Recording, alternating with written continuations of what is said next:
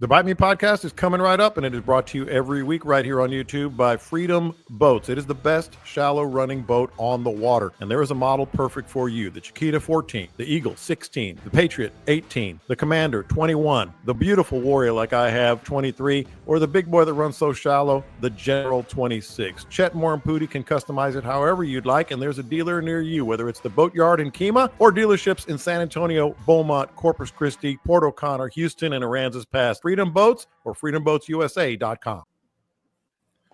Looky here. We got the whole cast and crew for the Bite Me podcast.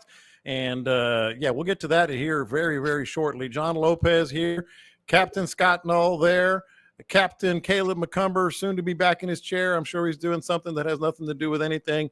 And one Captain Dean Thomas back in the saddle. For how long? Well, we're about to ask, but we'll see after just awful.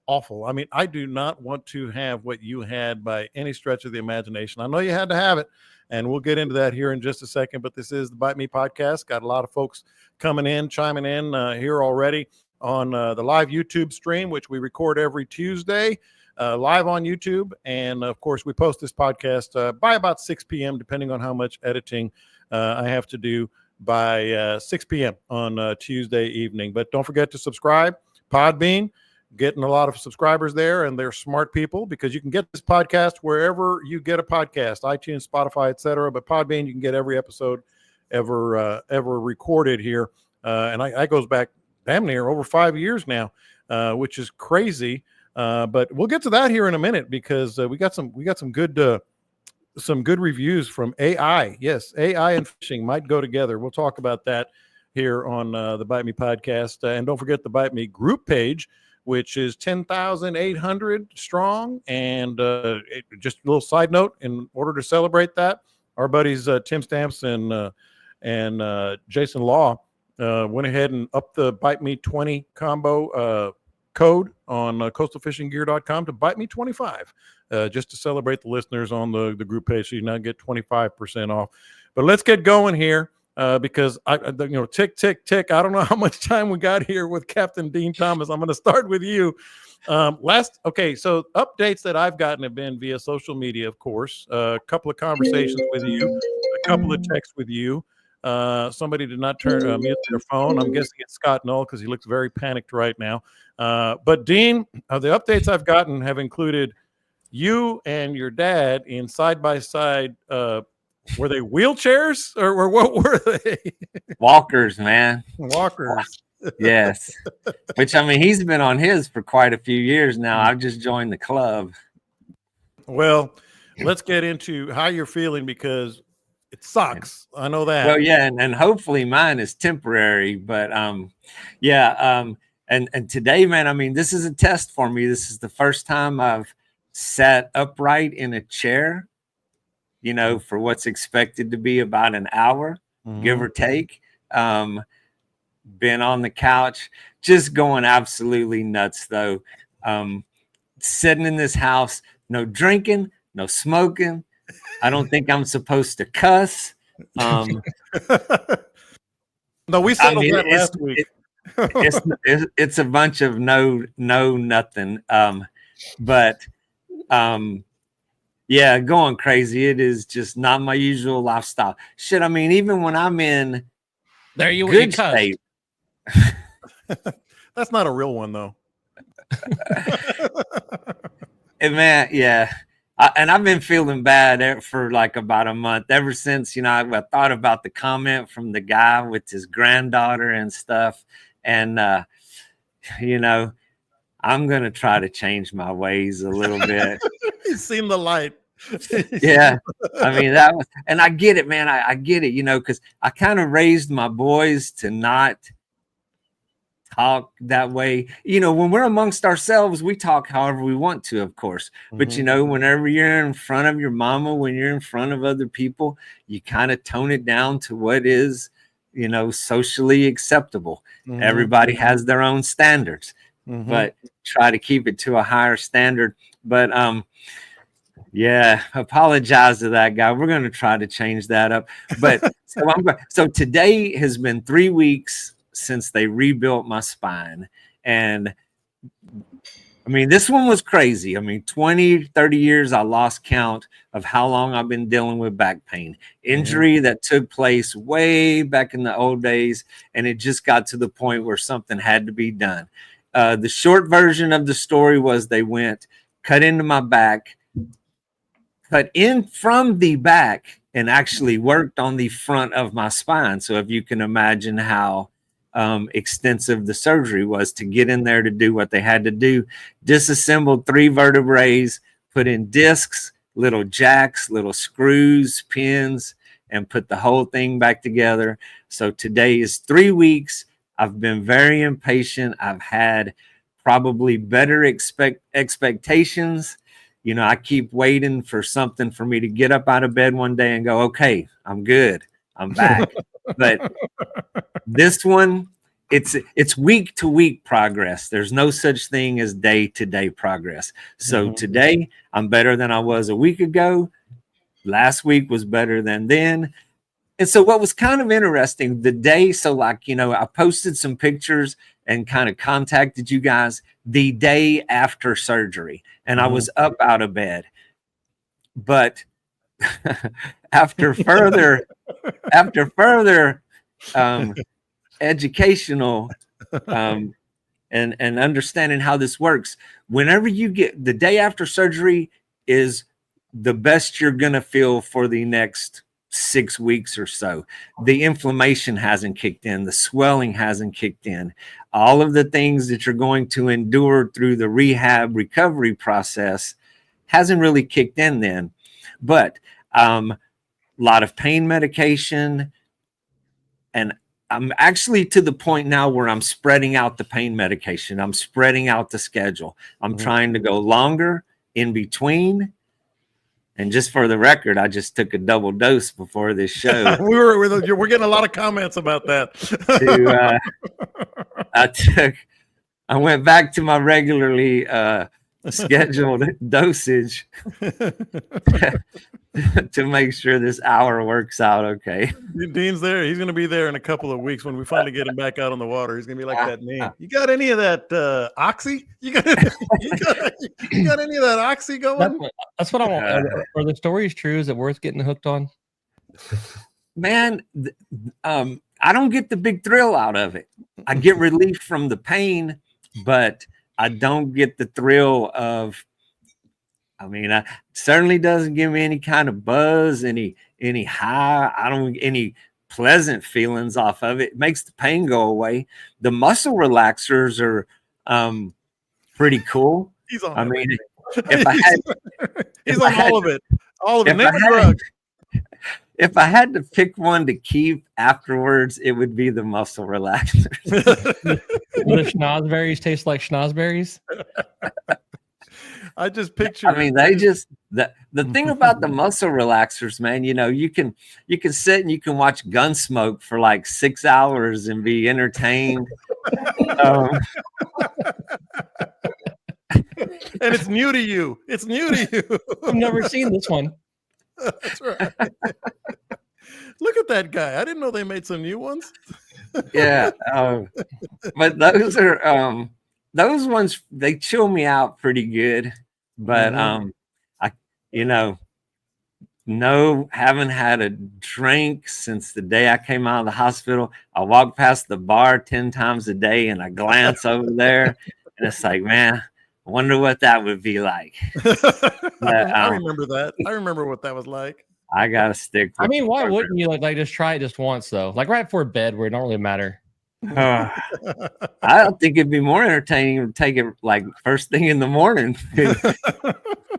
I think it'd be more entertaining when they find you on the causeway in Cow Island with an assless gown on, walking down the street. He's gonna be towing his boat in a 1971 Volkswagen van with a peace sign on it, and he's just going to be like, "This is all right."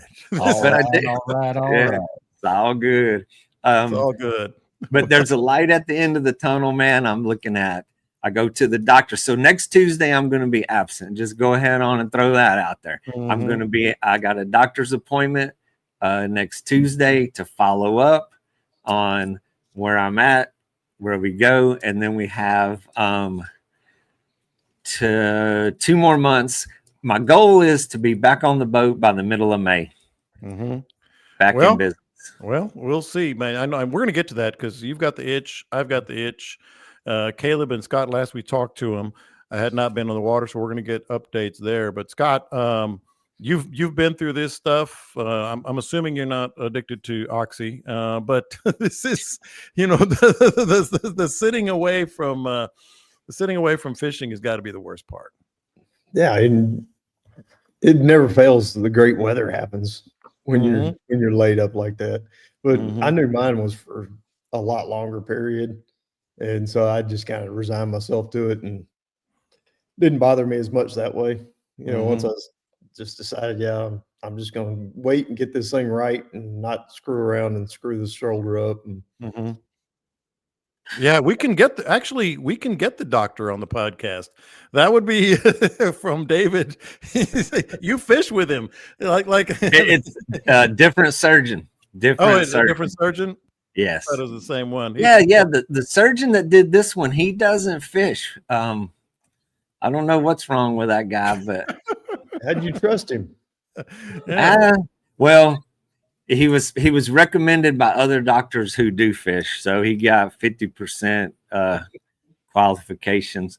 But I don't know. We could probably get him to tune in.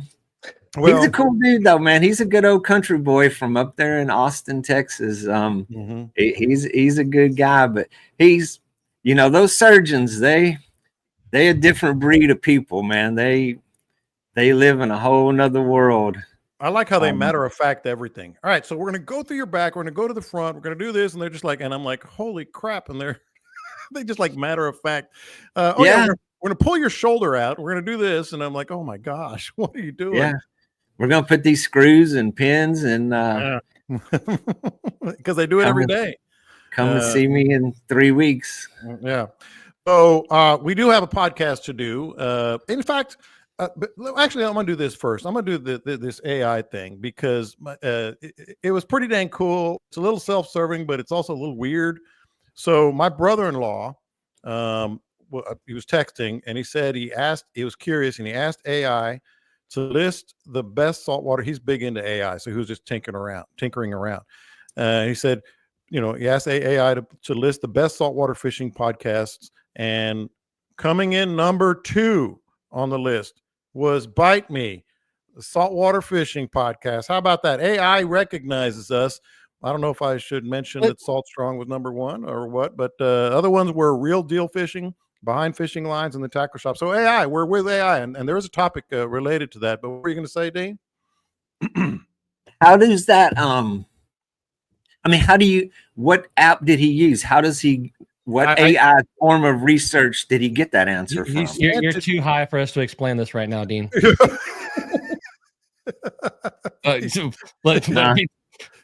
You killed Scott. What happened to Scott? I'm trying to explain that to Dean right now. Scott got excited when I was talking about that. He went to his medicine cabinet and see if he had any left over from his shoulder surgery. Yeah.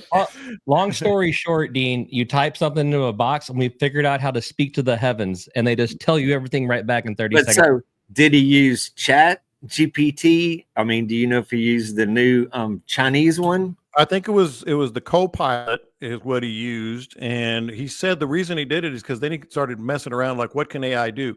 And he was asking questions like, can you tell me what they talked about on the Bite Me podcast of March of 2021 or whatever, and it did bullet points on everything. And then he started going a little further, and this is where y'all's opinions come in, because he said it can even make you and I'm reading from his text right now, he says it can even make you a better fisherman. Believe it or not, I asked AI and it had an answer for tell me what the tide is doing in Aransas Bay. What is the status of the wind in Matagorda Bay, et cetera, et cetera. It was kind of creepy, but imagine that. We were driving down the road. Me and Cade, we just rolling. Nobody's talking. Cade's ticking on his phone over there, and this fool typed in my name to one of them, Chat GPT something. Mm-hmm. In about 30 seconds, it came back with 7 paragraphs, and Cade's over there snorting and snickering. Yeah. And I said, read it to me. And in 7 paragraphs, the only things it got wrong was the year model of my boat. And it said that I've been a fishing guide since I was 12. And it was actually, I've been a hunting guide since I was 12. 7 paragraphs. And then I got to thinking, and I said, and I listed off a name of a couple of my competitors. I said, put their name in. And they only got 3 paragraphs, so they can kiss my rear end. But Scott, so I'm going to start with you on this, Scott. You know, can AI make it? This was his question to me, and I thought it was perfect for the podcast. Can AI help us become a better fisherman? And is it maybe crossing the line a bit? Because one of the other things he said, Scott, was what's catching fish right now. And he was using Aransas because he knows I fish down there in Aransas Pass. And to the point where he was saying, if I fish at 2 p.m., where exactly in Aransas Bay should I fish? I mean, that's kind of nuts. Yeah, I don't know. Of course, we all thought the same thing when the internet was coming along. Yeah, so what was that going to change? And now we look back and realize it changed a lot. So I can see AI being good and bad. I mean, the internet's helped a whole lot of people, but it's also screwed up some fishing spots. Yeah, it has. Well, and go ahead, Caleb. I'm working on a PowerPoint presentation right now to give everybody its efficient stuff, and ChatGPT is writing half of that thing for me. It may not make you better fisherman, but it can dang sure make you lazier. Make you a better writer. I've got some ideas in my head. I'm not going to say out loud since we're the second biggest podcast and we have the second amount of people that listen to us. I'm going to call BS on that. I'm going to say that Bite Me has got more listeners because I don't even know where to go find a Salt Strong podcast at, and I've been on them. Yeah, I think part of it is like this is just AI.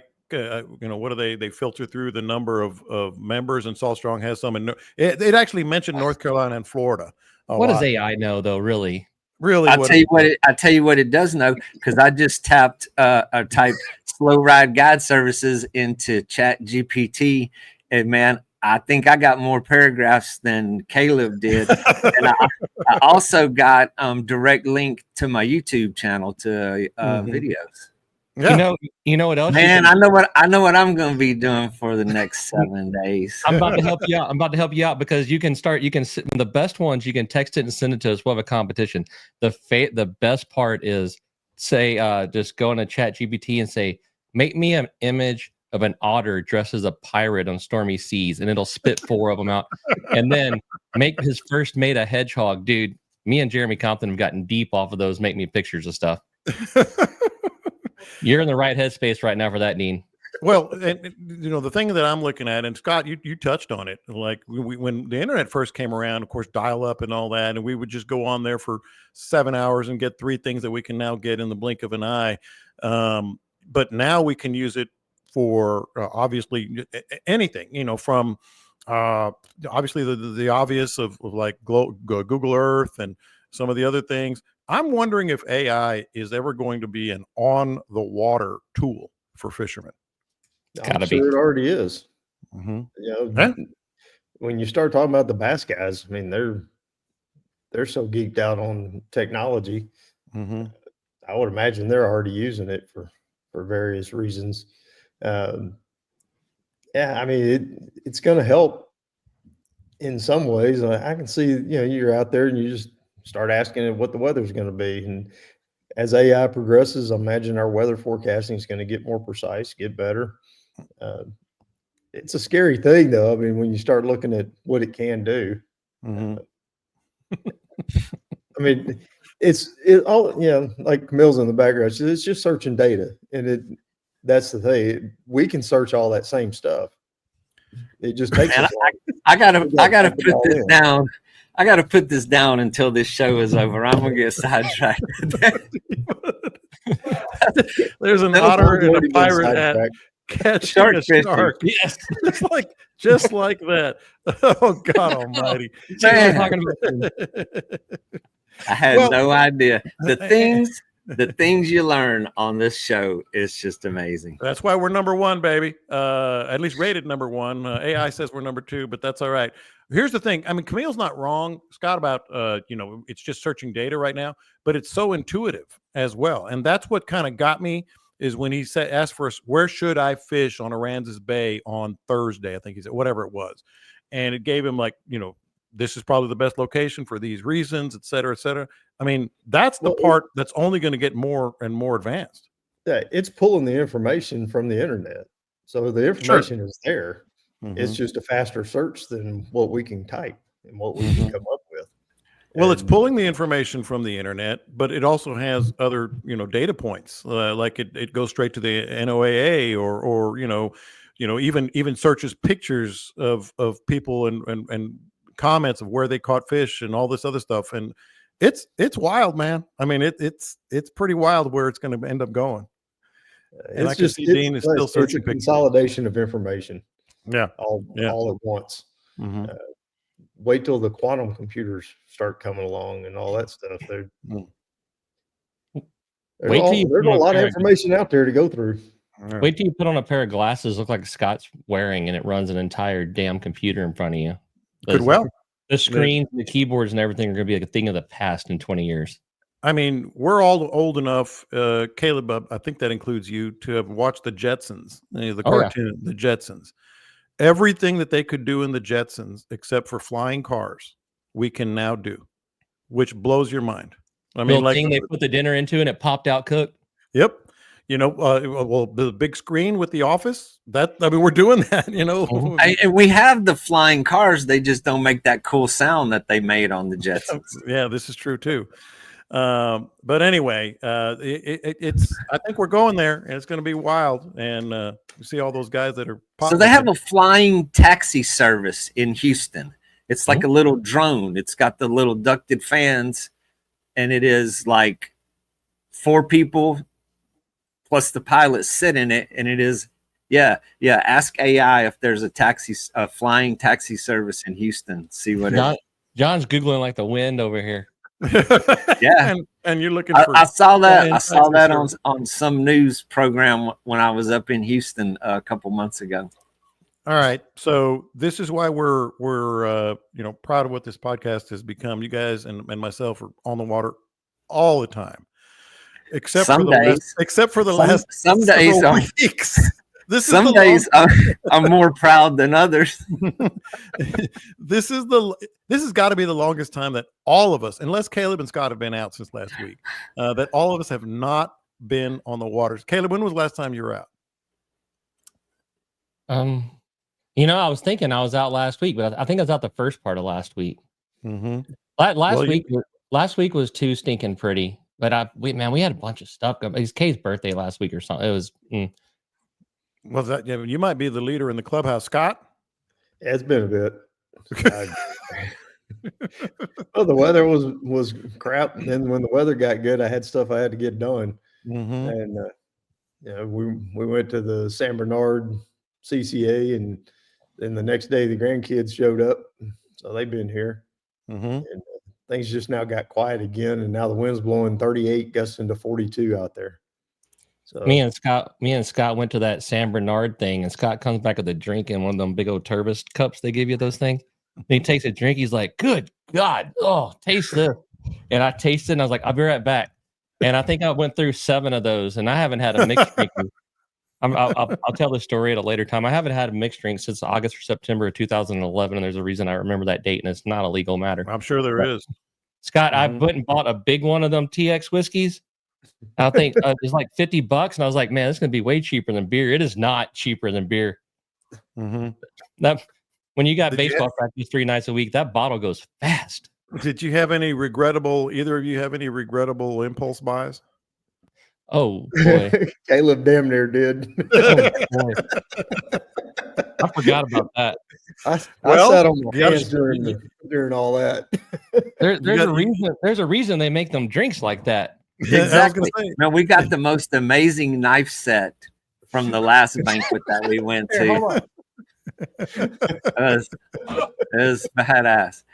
Mm-hmm. Yeah, so I'm in this heated battle for this piece of art right here. Mm-hmm. Don't get me wrong, I like it. What's it made out of? It's metal. It's like metal. A street sign. Yeah, it's the same thing. Saying that costs probably about $80 to $90 to make. I was going to say 400. So here's a story then.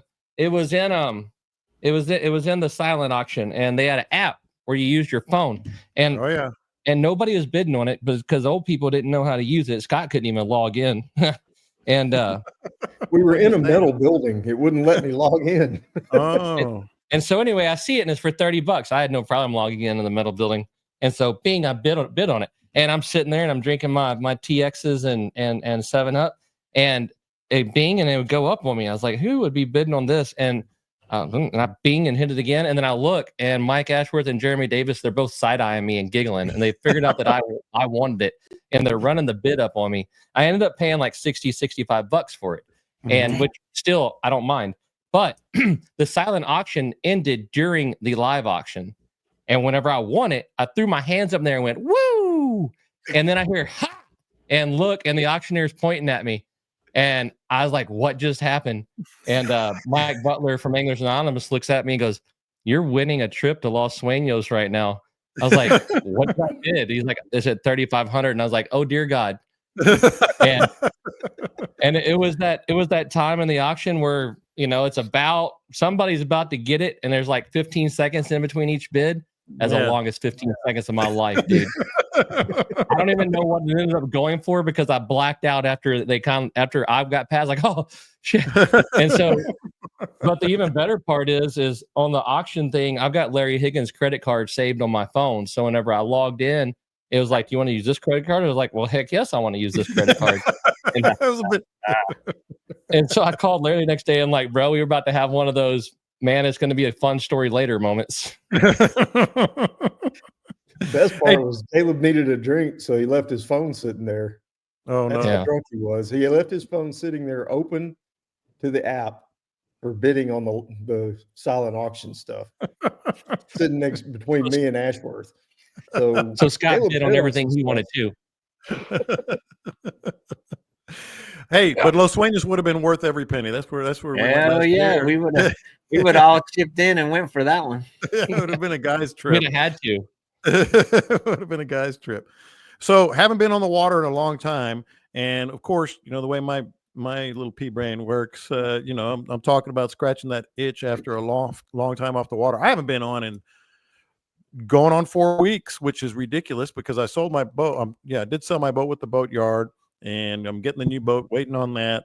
And then we had anniversary and a birthday and a new baby arrived. By the way, I'm a grandpa for a third time, first boy, and little JJ.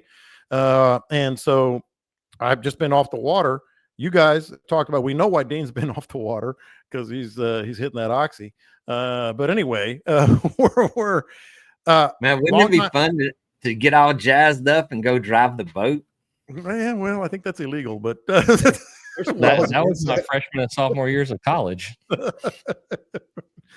So, Scott, you know, I'm thinking you're probably going to be out on the water here pretty soon, the same as Caleb. So I'm going to start with you two guys first. And this is where our listeners come in, because our listeners go for pretty good spells sometimes months without getting to go out on the water. So if you haven't been out on the water in a long time, once you go back out, mindset, how you approach it, and how that might change over the course of the day, Scott. I'm going to watch the weather for a few days leading into it, knowing I'm getting out there. I mean, we watch the weather every day anyway, whether we're going or not. So I got trends in mind in case somebody just up and calls at the last minute and says, hey, let's go. That phone hasn't been ringing a whole lot here lately. I'm not sure what's going on with that. Yeah. But it'll be a search, you know, based off of what the weather's been, what the tide's been, and the season, and bringing up past memories of what happened at this time of year and, you know, in similar situations, and just get out there and cover some water and start searching. Yeah. Caleb, do you rely more on maybe some, you know, past marks and such and weather patterns that time of year? Like I always like to talk about what I do. I'm going to look at what has historically been successful. But like, you know, right now we've got a west wind absolutely ripping. I'm watching the tide in Matagorda. It's fallen 6 inches in an hour. So, you know, and this is just for example purposes only, But this time of year, drifting the west end of East Matagorda Bay has been the ticket. Now I know that I haven't been out there forever, but this wind's been ripping out of the west. Water's probably gonna be tore up unless it's up close. So that's gonna tell me right now, if I want to go wading, the tide's been ripping out, there's a west wind, I'm gonna have to go to the west shoreline or some pockets that are protected from that, and I'm gonna want to wade around drains where water's getting pulled out.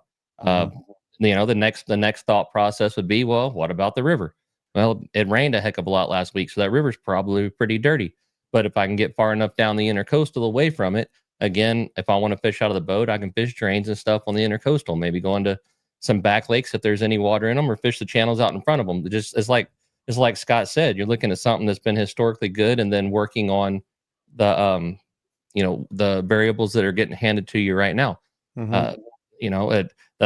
A lot of people's answer is, I'm going to call my buddy and see where he fished last week. Well, that's all been taken away from you.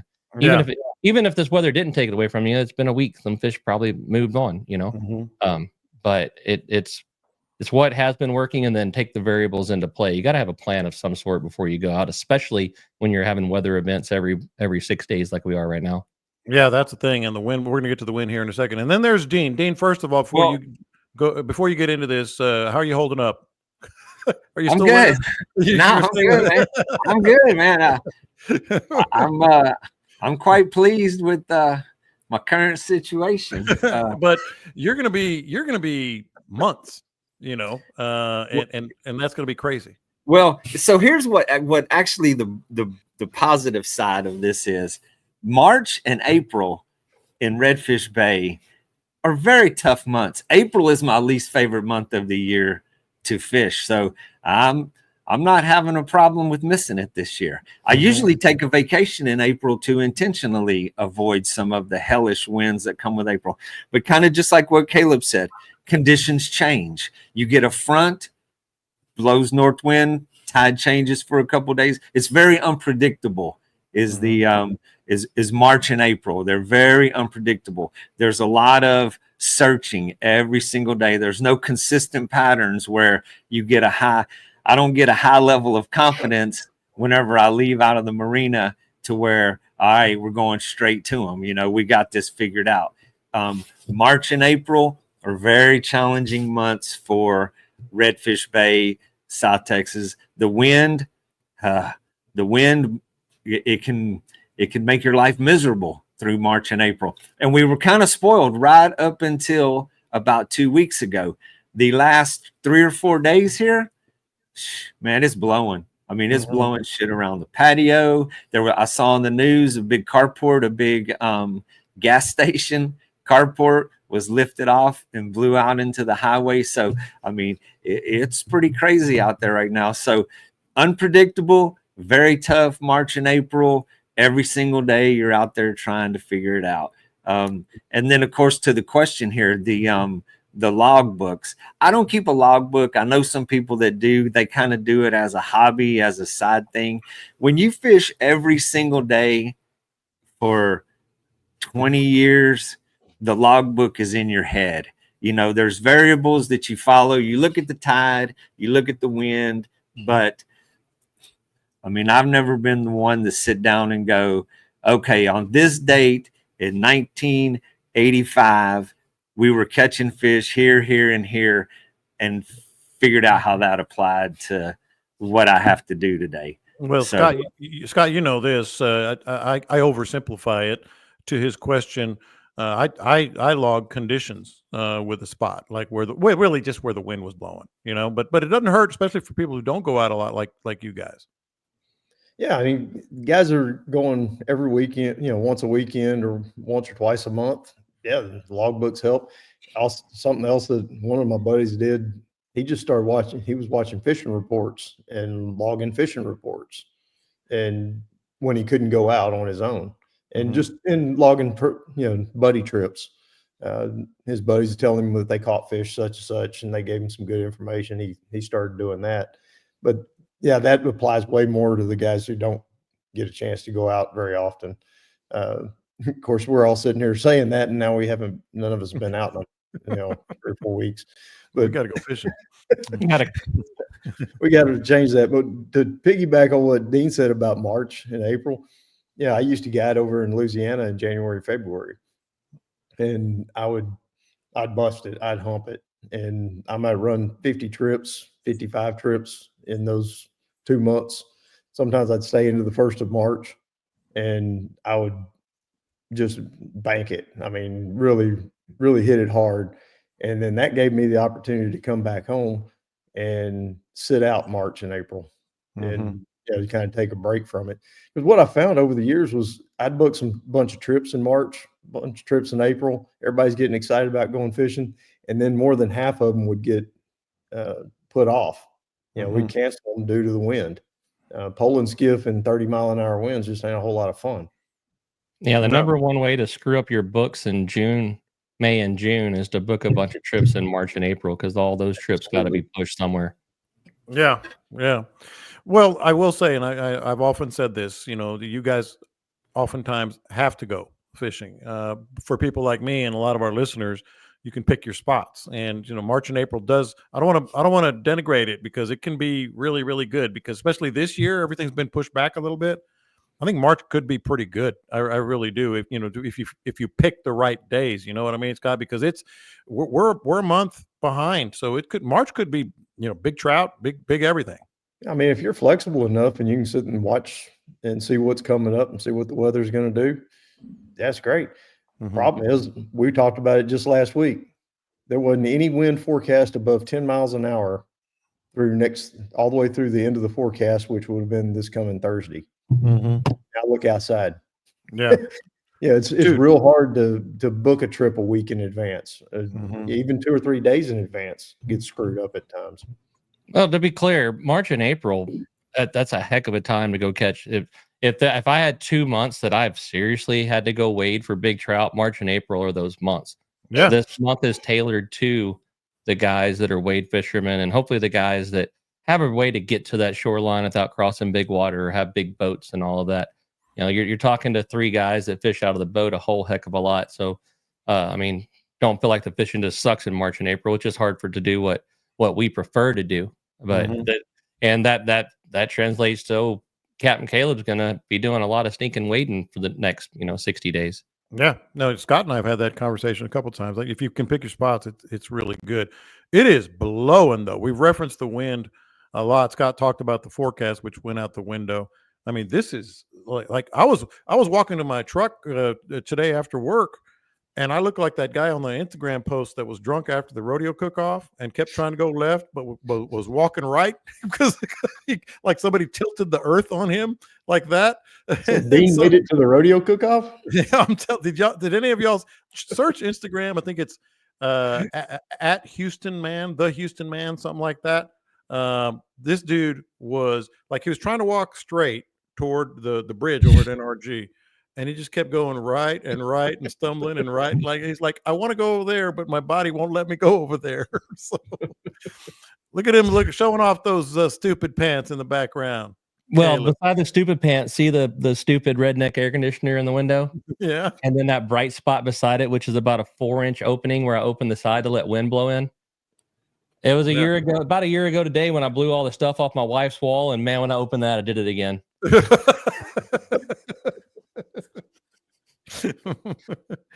Oh man. But yeah, it's blowing.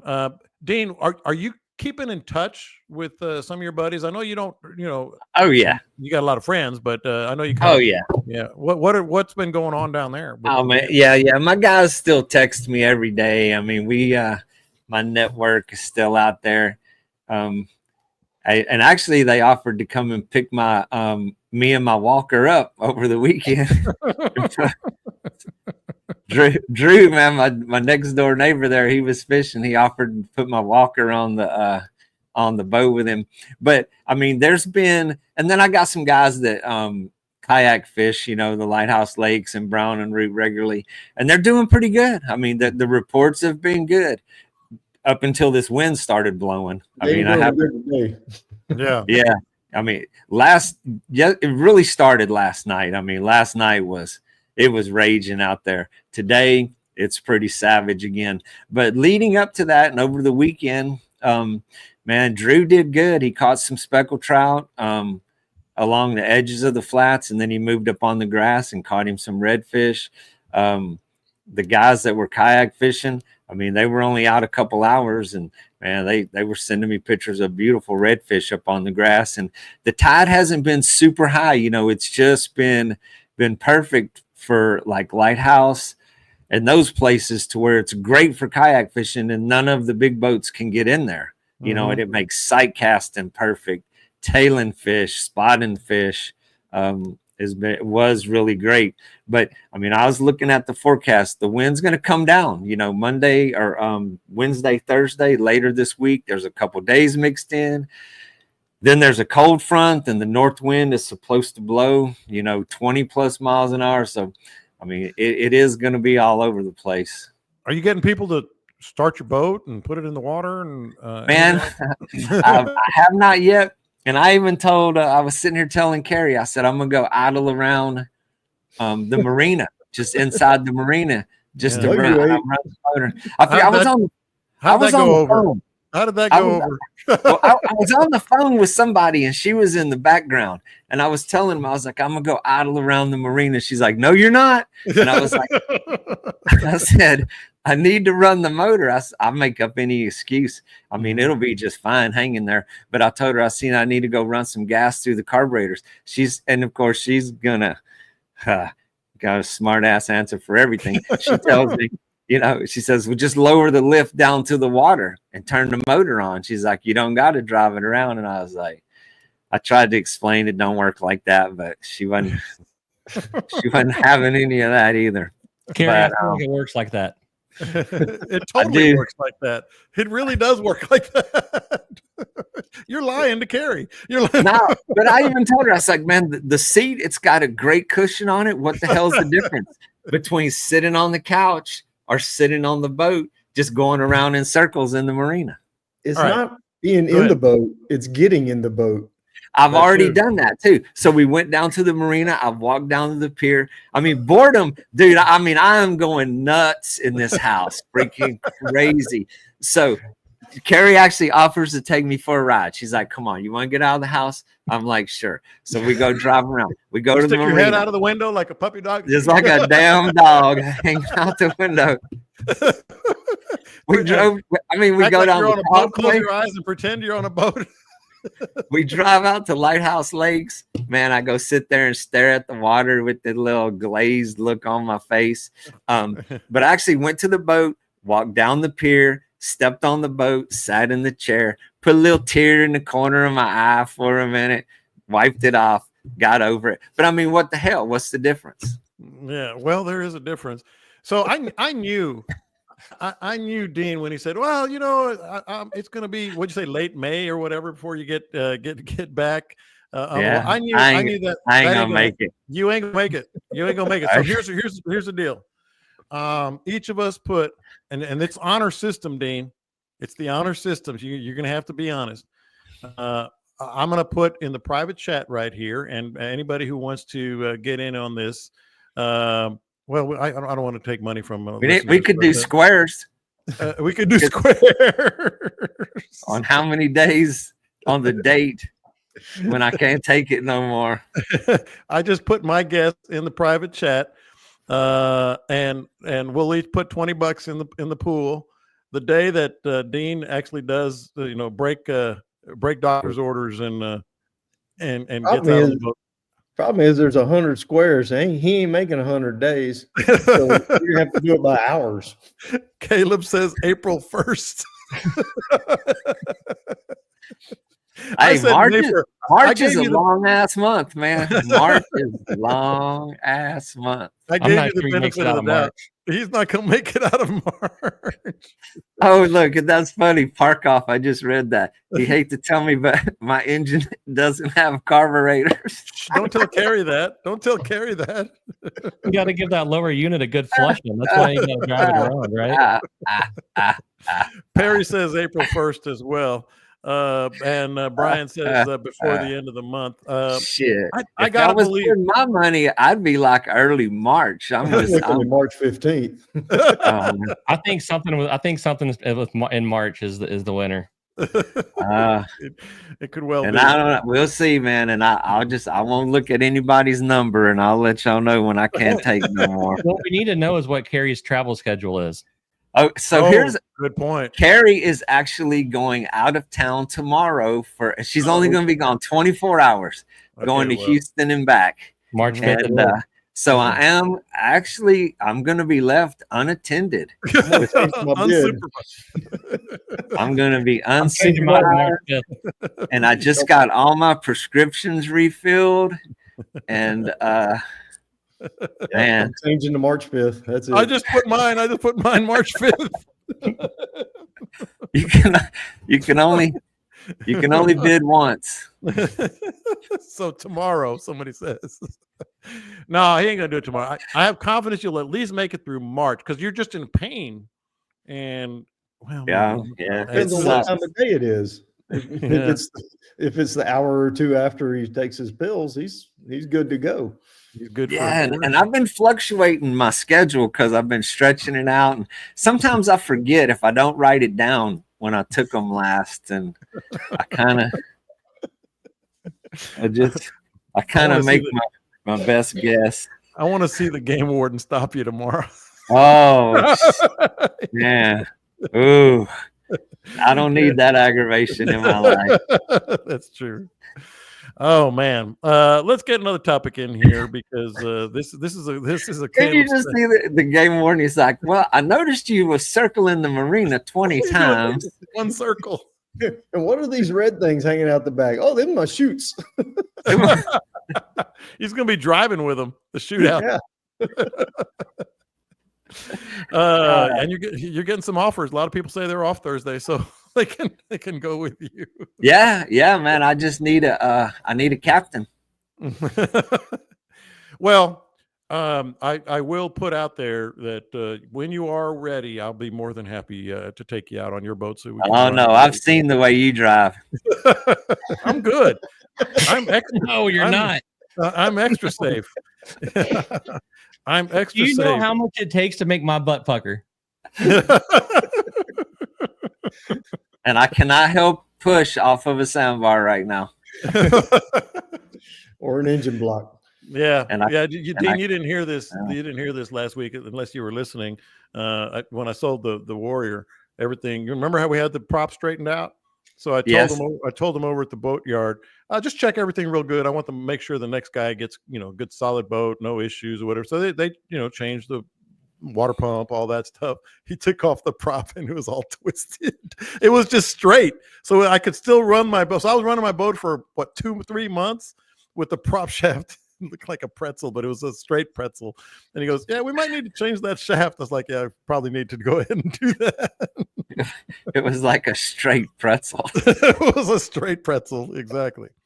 So this is a Caleb special, which I know has several meanings, but we had a lot of questions about fishing the river. Caleb, people posting pictures. There was, I think, Perry, who's listening right now on YouTube, talked about it on the group page. And I don't know, man. We've all done it, and I've never really thought about any differences or whatever. But it does beg the question, like what is like, quote, fishing the river? Because a lot of people, we talk about the mouths of rivers and inlets but the actual river, Caleb, there's a bunch of areas that do. It's not just Matagorda, Sabine. You go back up in there. There's some nice places to fish the river, and there's still some trout depending on how salty the water is. Still some redfish, of course, etc. What is like your approach, if there is one, or is it any different? Like fishing the river, the actual river? Man, it's a long winding bay. You've got sandbars with sight casting stuff on top of them. You've got points. You've got drop offs. If you've ever fished East Galveston in 10 or 12 feet of water and hot plastics on the bottom, the river ain't no different than that. If you've ever fished, West Matagorda or whatever, and you're in a foot of water that you can see fish in and you're flipping in front of them, it ain't no different than that. If you've ever fished the bean and fished tree laydowns where you're tossing up against the trees and pulling plastics out of them, it's not rocket science to do it. Little different things I'll do that I can't do in the bay. I'll throw crankbaits and rattle traps and stuff like that, but it's the same thing you do on the jetties. There's there's not much of a difference. Let's just figure out what depth they're holding in and go for it. Man, Now- so I lived on the Colorado River when I had my fish camp, and Caleb lived right next door to me, just a little bit in the next era. So we fished the Colorado River for many years. I had that place for 15 years. And like right now, during this severe drought that we're having, that river is green, and that salt water is going to be all the way up to the bridge. I forget what road that is. What's that? 521. 521. Past 521 is the bridge. Yeah. 521 is the first bridge you come up to. So it's going to be salty all the way up to that thing. And man, we used to just wear speckled trout out up and down that river in times like these. And so that was way back in the day. Not a lot of people doing that. But man, could you just imagine, Caleb, what it would be like to have a live scope like what these bass guys are using and going up that river and being able to see the trees and see all of the things on that river? Because, you know, back then it was all fishing by feel. It was all casting, searching, a much slower process. But I mean, it gets loaded with speckled trout when that salt water goes up that river. Some of the best days we ever had were fishing that river during periods of drought. But Scott, go ahead, Caleb. I spent more money than I've ever spent on a GPS and a transducer just because I have that stuff that you're talking about. And it's to find places in the river that nobody else fishes, that secret tree, that secret hump, all that kind of stuff. I've taken the live scope in the river and I can see fish moving around on them, and yes, they move and they're live. But to be honest, I really prefer the just the high depth images you get off of like the Lowrance side view, just so I can, you know, there's corners in the river that look like it's nothing there, and there's just logs and trees and just washing machines and all kinds of stuff just stacked up right there. And you bounce something through them, and you're usually finding some action. And that's what I go do when the barometer's screwed up. Whenever I don't want to fish 6 feet to water to wading depth, I want to go get deep and you know, get away from that. That's what I go play in the river. My boat is more set up to river fish than it is to bay fish. Yeah, and even before that, where I grew up, where I was raised on Chocolate Bayou, we used to fish way up that bayou during, especially in the wintertime, man. In the wintertime, that it was amazing, the trout that were caught in that place. But what happened on Chocolate Bayou over the years, there were places where they harvested oyster shell out of the bays. So there was a lot of big shell banks up the bayou where they had like these old hoppers and this old ancient machinery, and we would fish around these old shell piles because they spilt a lot of shell over the side of those. And there was like a half a dozen of those places up the bayou from Lutz Marina. And I was actually reminiscing the other day, and Lutz Marina, surprisingly, man, they still have a pretty active Facebook page, and those guys are still there. And I mean, I started fishing there when I was 3 years old until about 15 or 16 years old. We had a cabin at that place. So, man, yeah, the bayous, the rivers, man, do not overlook that stuff. It is a great opportunity. When the tide goes down, some of the best sight fishing you can do is in the river over our waters here.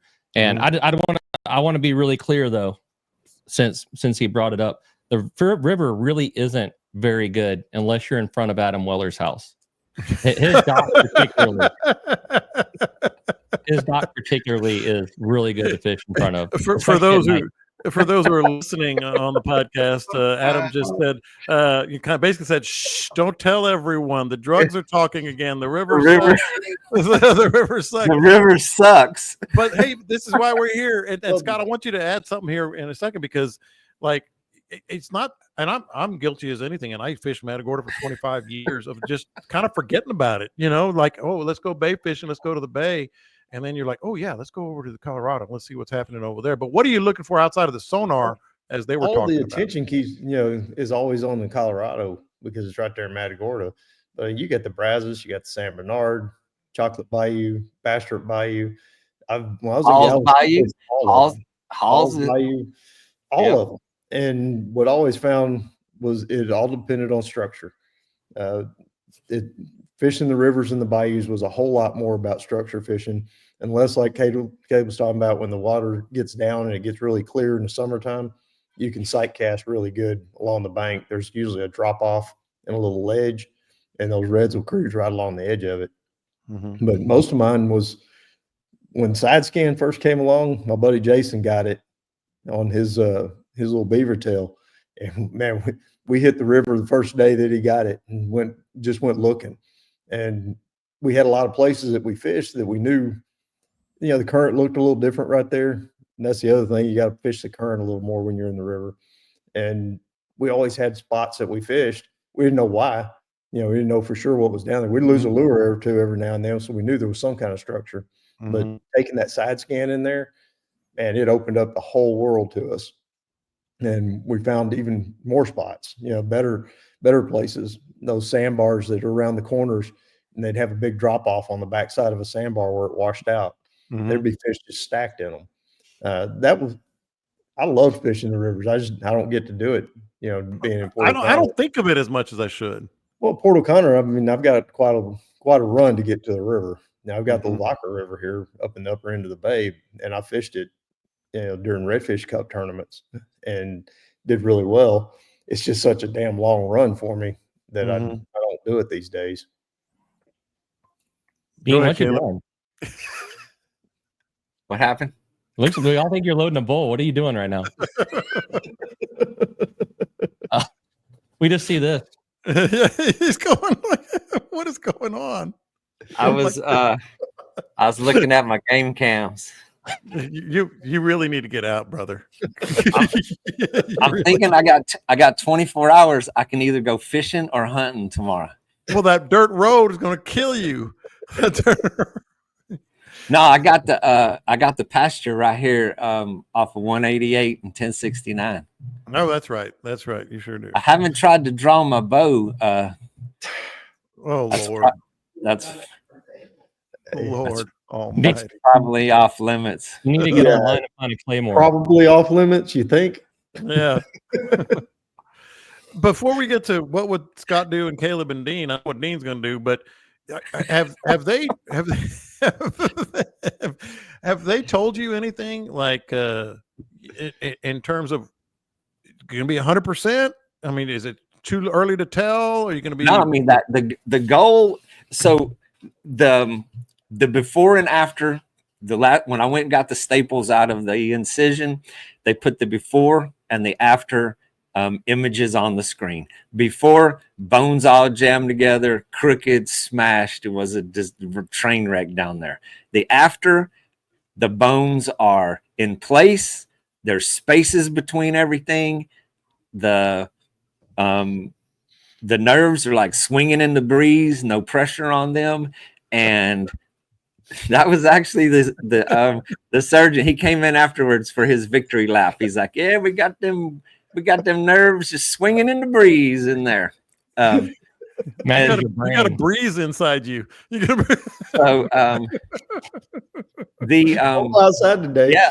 Are those nerves, is that in your neck or is it like way down your back? No, it's in the very bottom. It is the two bottom discs in my spine. That's it was wild, the one just above that far. That's how it becomes a fart. It starts in your head and just blows right down through them nerves and gives them a wiggle. I've been scared to fart. I didn't want to pop a stitch. Oh my Lord. But no, when everything heals up, and so the rehab is 3 months. After 3 months, technically I'll be able to get on the boat, but not abuse it. The long-term goal is, a year to be able to live pain-free. Mm-hmm. So you're asking if he's going to be 100%. He ain't been 100% forever. Yeah. So. Shit. Who is 100%? Right. Yeah. I mean, I'm shooting for 50%. I'm going to be pleased. So to be fair, I'm not sure if this is why we're number one or why we should be number one. I really don't know which way to go with this. Exactly. Somehow this ends up making us number one. Some kid from Florida with a live shrimp is beating this quality content. Come on. How can you beat this? Come on. I don't know. Yeah, how can you beat this? Yeah. We kept talking about nerves in the breeze. He's probably studying his biology too as he's listening to the podcast. Going, wait a minute. Oh, I could already tell you the path of those nerves just from the pain where they travel through your body. I could draw that on a map my own self. Yeah. But what's cool is to look at the X-rays now and actually see how much space is between those vertebrae, how they are where they supposed to be. And then once all of that mess heals up, I should be good to go. But believe me, I'm going to be babying that thing. My lifestyle is going to change. The lifestyle is conservation mode. I got to save what's left. There's no more wholesale abuse, which is what I put on this body. I thought I was going to be bulletproof forever, but turns out I was wrong. Jumping off of roofs, doing all the other shit that I did when I was younger, you pay the price for when you get older. But you can still go fishing.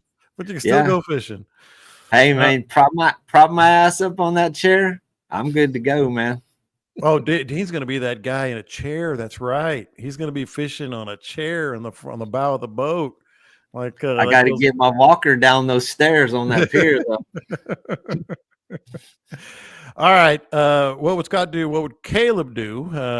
Scott, I'm going to start with you. I guess we have to go to the old weather app, which we couldn't rely on last week, but nevertheless, it does seem like the weather app says we're going to be in a better spot this week. I'm guessing you are going to get out there though at some point here real soon, Scott. Yeah, I just saw a 46-mile-an-hour gust at Port O'Connor. Not there. Yeah, and the water has dropped a little over a foot in the last 2 or 3 hours. And it was already low. It's amazing. I mean, today's not the day. Yeah. But Wednesday, there's a little north tomorrow. Friday looks pretty good to me. Friday's about the best. Friday and Saturday don't look too bad. Got south, turning back south. I'm in the 70s. Should push some water back into the bays. There's no getting off the beachfront like I'd really like to do and get out there and go play with some state water snapper in the new boat. But they're showing 4 foot at 6-7 seconds. I'm not crazy. But yeah, it'd be a matter of getting out there and holding some flats scattered around and work at it. It's going to be a search because the water went real high. It was real low this weekend. The kids were down there at the beach in Port O'Connor. The water was gone. There was no water. Then all of a sudden overnight it came back in. Yesterday it was like 2 feet high. And now it's dropping right back out again. It would be a flip of the coin as to which direction I would head first thing in the morning. I'd have to get down there as I'm launching, look at the water level, watch which way it's going, see if it's rushing out of the intercoastal or coming in, because you can't really rely on the tides right now. The actual tide chart. It's just going to be a matter of getting there and seeing what's actually happening while you're on the water. Watching it come back in. I'd be fishing after this big drop. The water's warm enough, they'll come right back up onto the flats, but they got to have some water to swim around in. So as the water comes back up, the fish should move right back up there with it. I doubt that there's going to be a whole lot of fish way in the back lakes with all this fluctuating water. They just hadn't had time to get back there and get comfortable. So I would stick closer to somewhere where there's a drop off where they can be comfortable when this water falls out and still have access to get back on the flats. Sounds like a waiting weekend to me, Caleb. Yeah. Everything Scott said, add protected shoreline, see what the tide's doing. Or, and that'd probably be a topwater bite. Or go fish in front of Adam Weller's house. You realize how many people are going to be on Zillow? They asked me where it's at. I said, just look for the yard of the dumbass in the front. It's easy to find. Just ask AI. And that is another thing about the wind is fishing the rivers and the bayous. You do avoid the wind a little bit. I think they're fresh though. I wouldn't be messing with rivers and bayous. They almost have to be fresh. Yeah, Dean mentioned the drought earlier. Oh, wait a minute. So, there was drought only counts for us, Dean. I mean, from Matagorda So, north, yeah. it has not been drought. Well, and I haven't really been watching the weather that closely, but this morning I noticed there was some pretty violent weather that went north of us. Mm-hmm. I mean, that went through Houston. I don't know how far south it went. Houston actually got off like Dallas got destroyed. I mean, they got hit big time. But so some of that probably fell in the Colorado basin and running down now. If it went through Austin, yeah. But we had 2 or 3 days of quite a bit of like yard. We had puddles for 4 days last week. Mm-hmm. Is Adam going to have barbecue and beer this weekend? Poor guy. By the way, hey, next time I'm down there, I'm going to put a sign on his dock. This is it. This is Adam's place. I'm going to do it. Adam just needs to own this and start a food truck and have a food truck sitting there. That's right. Sell bait. Start selling bait in his backyard. Hey, I heard he has a hot neighbor with a swimming pool too. Oh, okay. Well, that's narrowing it down. Dang. Yeah. Yes. I mean, don't go fish there. Back to what we would do. Get it in on Friday and Saturday because Sunday's going to suck again. Yeah. Based off of what I'm seeing now. I saw that. 25 gusting to 35 and 50 degrees Sunday morning at daylight. That don't sound like a whole lot of fun. No, Friday looked good to me. Dean, you did it, my man. I'm sitting on 4 pillows that helps me out pretty good. So Dean just said, "Man, I just had the craziest dream." Man, dude, the dreams that these things will create, man, it's crazy. He's not going to remember this. He's not gonna remember. Yeah, probably won't. I had somebody one time tell me, said, "Man, I wonder what it'd be like to be inside Dean's head." That just scared the crap out of me. Man, dude, the dreams that come with these narcotics are nuts, man. It's like, whoa. Had the weirdest one the other night, man. I was like young. I was like 18 years old, and everybody kept telling me, "You got to get a job, man. You got to buy a house." And I woke up, and man, it was like so real. I was like freaking out, man. I was like, they're still telling you that at 58. Yes. Yeah, it was, man. I mean, I don't know. It was one that it took like 5 minutes to like shake it off. I was like, okay. I was like, whoa, I'm good. Oh, like, I took melatonin one time and had one of them dreams, and no, like not gonna happen again. It's real, dude. I was chasing me through a house, and why I was scared of an old lady, I don't know. But when I woke up, I gained about 10 feet across the bed. It's crazy, man, what these things do to your head. Yeah. All right. That's why we're number one. If you listen, well, number two if you listen to AI, but number one if you listen to the guys' rating. These guys are fantastic. And Caleb, you got a good. Give us a little tease about Angler U. That you had my imagination going on some of the things you're going to be doing tonight. Oh man, tonight this is not for tonight, but it is a special thing. I've gotten into the world of PowerPoint presentations where me and like Scott or me and Dean or me and Wayne, whoever, I come up with an idea that is in their expertise, and then I put it all there in writing. So A, it's easier for people to follow along, but B, we all function better with visual stimulus. Yeah. Don't leave it up to our brain. No, please. We like pictures, not words. We like pictures.